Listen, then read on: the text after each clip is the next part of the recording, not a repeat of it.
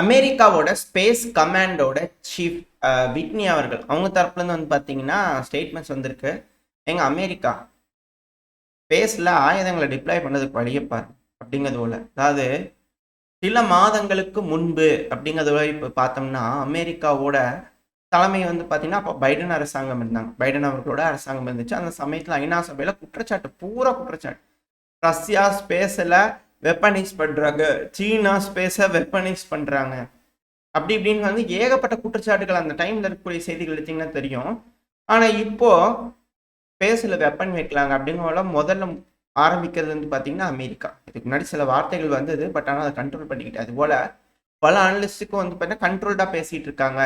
என்ன, ஒரு அரசாங்கம் அப்படி, ஒரு அரசாங்கம் இப்படி, ஒரு அரசாங்கம் மற்ற நாடுகளை கண்ட்ரோல் பண்ணுது, அந்த டைம்ல இவங்களுக்கு கேப் கிடைச்சது, இப்போ ஒரு அரசாங்கம் வந்து இவங்க செய்கிறாங்க, இதுவே வேலையா இவங்களுக்கு அப்படிங்கிற பலர் வந்து பார்த்தீங்கன்னா குற்றச்சாட்டுகள் வச்சுக்கிட்டு இருக்காங்க. தொடர்ந்து பல ஸ்டேட்மெண்ட்ஸ் வந்துகிட்டு இருக்கு. அதுவும் யூரோப்பியன் யூனியனுக்குலாம் வந்து பார்த்தீங்கன்னா எங்ககிட்ட ஆயில் வாங்க அதிக அளவில், அப்போ தான் டேரிஃப் பற்றி யோசிப்போம். டேரிஃப் பாஸ் பண்ணுறது இல்லை விலக்கு கொடுக்குறதுலாம் அப்போ தான் யோசிப்போம். அதுவும் $350 பில்லியன் மேலே நீங்கள் வந்து ஆயில் வாங்கணும் எங்ககிட்ட அப்படிங்கிற ட்ரம்ப் அவர்கள் டிமாண்ட் வச்சுக்கதா சொல்லப்பட்டு வருது. இது எல்லாமே அழுத்தங்கள், எல்லாத்துக்குமே அழுத்தங்கள் வந்துகிட்டு இருக்கு.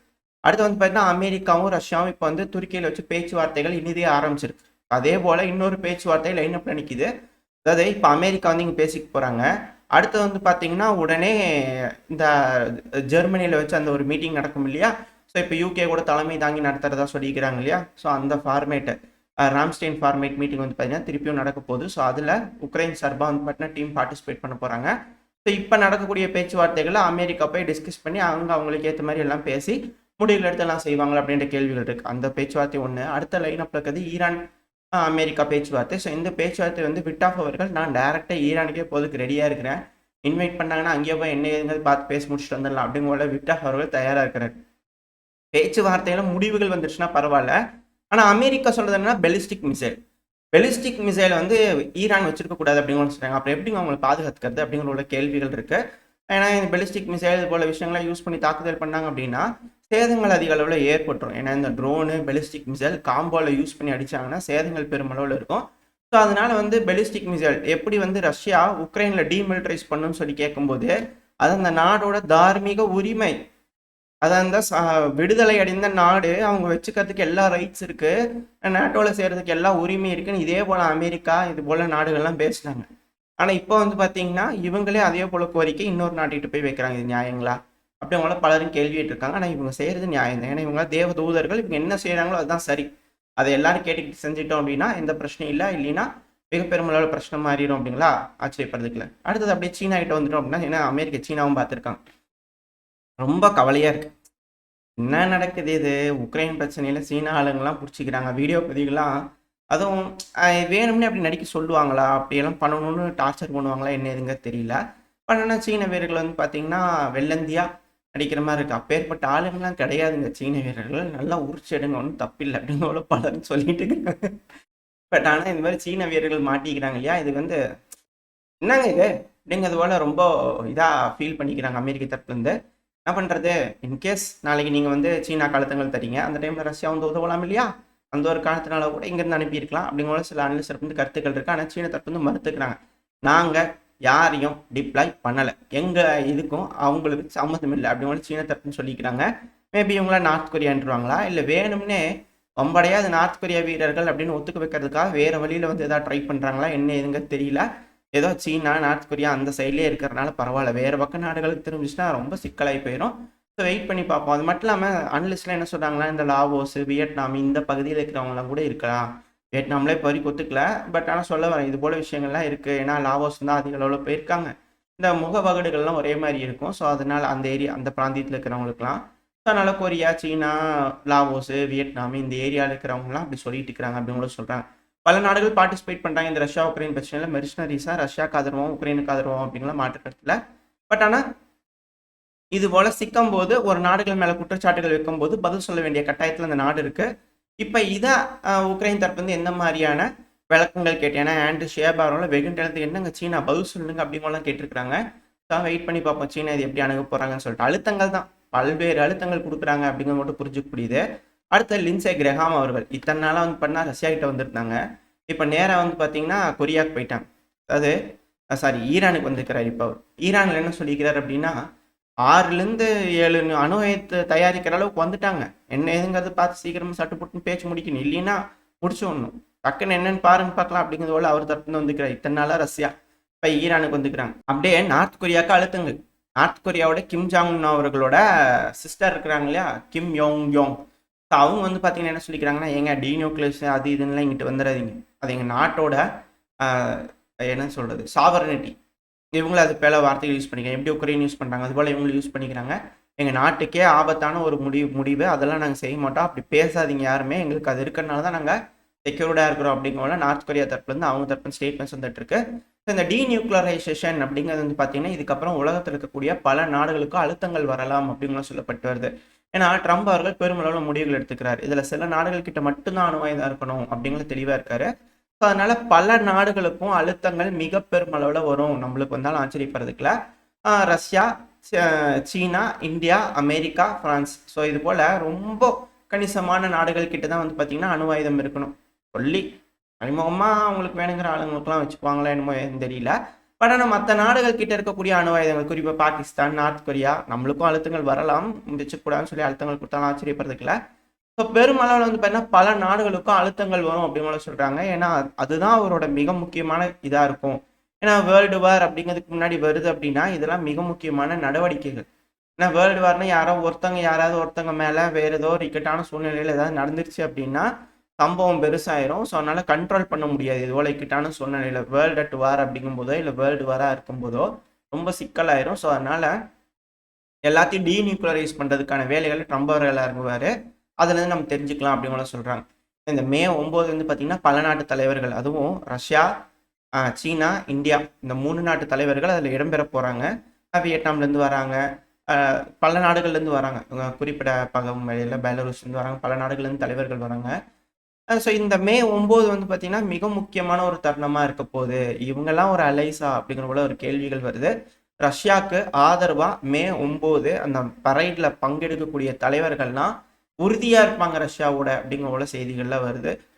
ஈரான் பார்ட்டிசிபேட் பண்ணுவாங்க. பட் ஆனால் கமேனி அவர்கள் போவாரா அப்படிங்கிறது கேள்வி தான். அவர் போக மாட்டார் அப்படிங்கிற சொல்கிறாங்க. மேபி வேறு ஏதாவது ரெப்ரஸன்டேட்டிவ் போவாங்க அப்படிங்கிற சொல்லிட்டு இருக்காங்க. ஸோ வெயிட் பண்ணி பார்ப்போம். இந்த பிராந்தியத்தில் எந்த மாதிரியான அணிகள் சேரப்போகுது அப்படிங்கிறது போல் இந்த டீநியூக்ளியரைசேஷன் அதுக்கான அழுத்தங்களை எப்படி நாடுகள் சமாளிக்கிறாங்க, என்ன மாதிரியான திட்டங்கள் வகுக்க போகிறாங்க, வியூகங்கள் எப்படி இருக்க போகுது அப்படிங்கலாம் பார்த்துக்கலாம். இப்போ ரஷ்யா உக்ரைன் பிரச்சனைக்குள்ள வந்துட்டு அப்படின்னா இருதரப்புலையும் மாறி மாறி தாக்குதல்கள். அதுவும் குறிப்பாக ரஷ்யா வந்து பார்த்தீங்கன்னா கர்கிவ், ரெண்டாவது வந்து பார்த்தீங்கன்னா சுமி ஒப்லாஸ்ட், அடுத்தது கிரமடாஸ்க், டொனஸ்க் ஒப்லாஸ்ட் இருக்கக்கூடிய கிரமடாஸ்க். ஸோ இந்த பகுதியெல்லாம் பயங்கரமான தாக்குதல் பண்ணிக்கிறாங்க. தொடர்ந்து வெடி விபத்துகள் கேட்ட வண்ணம் இருக்குது. அதுவும் கிரமடாஸ்கெல்லாம் 6 வெடி விபத்துகள் கேட்டதாக சொல்லப்பட்டு வருது. ஸோ பயங்கரமான ட்ரோன் தாக்குதல்கள் இந்த பகுதியில் செய்கிறாங்க. அதுவும் இதெல்லாம் வந்து பார்த்தீங்கன்னா ஃப்ரண்ட் லைனில் இருக்கக்கூடிய பகுதிகள் தான், டீப் இன்சைடு உக்ரைன் அப்படிங்கிறது போல இல்லை. அது மட்டும் இல்லாமல் ரஷ்யா வந்து பார்த்தீங்கன்னா மொத்தம் 55 ட்ரோன்களை ஏப்ரல் 8 இந்த உக்ரைனோட நேர்படி ஏப்ரல் 8 அதிகாலை இந்த சமயத்தில் வந்து பார்த்தீங்கன்னா லான்ச் பண்ணிக்கிறாங்க. அதில் 30க்கும் மேற்பட்ட ட்ரோன்களை டவுன் பண்ணிட்டோம் அப்படிங்களும் சொல்கிறாங்க. ஸோ இதில் பெருமளவில் இழப்புகள் இல்லை அப்படிங்கிற உக்ரைன் தரப்பு வந்து காட்டிக்கிறாங்க. ஆனால் உக்ரைன் வந்து பார்த்தீங்கன்னா லார்ஜ் ஸ்கேல் அட்டாக் ரஷ்யாக்குள்ள நடத்திக்கிறாங்க. அதுவும் ரஷ்யாவோட மோஸ்டாக் அப்படின்ற ஒரு பகுதி இருக்குது. ஸோ அந்த பகுதி ஒரு மிலிட்ரி ஏர்பேஸாக இருக்கக்கூடிய பகுதிகள் தான். ஸோ இந்த பகுதியில் லார்ஜ் ஸ்கேல் ட்ரோன் அட்டாக் நடந்ததாக சொல்லப்பட்டு வருது.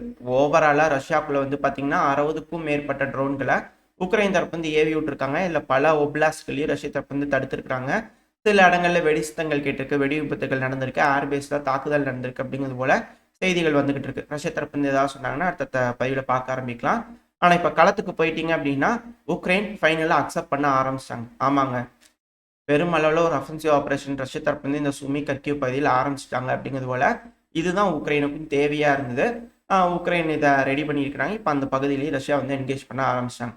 ஏன்னா சப்ளை லைன்ஸு கண்டினியூஸாக ஸ்ட்ரெச் ஆகிருக்கு அப்படிங்கும்போது இந்த இடத்துல உக்ரைன் போய் தாக்குதல் பண்ணுறாங்க. ஸோ அப்படி தாக்குதல் பண்ணும்போது ரஷ்யாவோட பகுதிகள் பெல்கிராட், கிரஸ்க் இந்த பகுதியில் தாக்குதல் பண்ணும்போது அவங்க அந்த சப்ளை லைன்ஸை வந்து பார்த்தீங்கன்னா எக்ஸ்டெண்ட் பண்ணுறாங்க.